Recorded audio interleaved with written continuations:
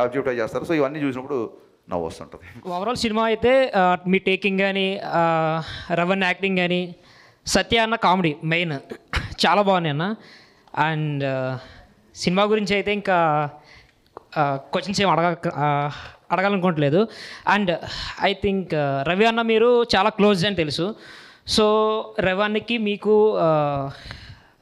The మెమొరెస్ట్ situation మాకు చెప్తారా? And అలాగే పవన్ కళ్యాణ్ గారికి మీకు ఉన్న మెమొరబుల్ సిచ్యువేషన్స్ ఏమైనా ఉంటే మాకు షేర్ చేసుకుంటారా? రవణ్యకి నాకు ఎప్పుడు కలిసినా మెమరబులే. He never behaves like a star.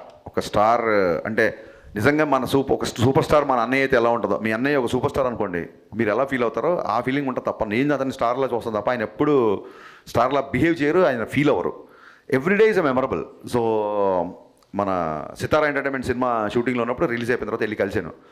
కలగానే ఏంటబ్బాయి కొంచెం డివైటాక్ వచ్చినట్టుంది అంతే కదా అన్నారు. అవుననే లేదు కంటిన్యూగా ప్రమోట్ చేస్తున్నాం అంటే సరే ఓకే కానీ ఆల్ ది బెస్ట్ అన్నారు. కలిసారు, షార్ట్ రెడీ అయిపోయింది, అని వెళ్ళిపోయారు. సో ఏది ఆయన అంత పెద్దగా సీరియస్గా తీసుకోరు బేసిక్గా.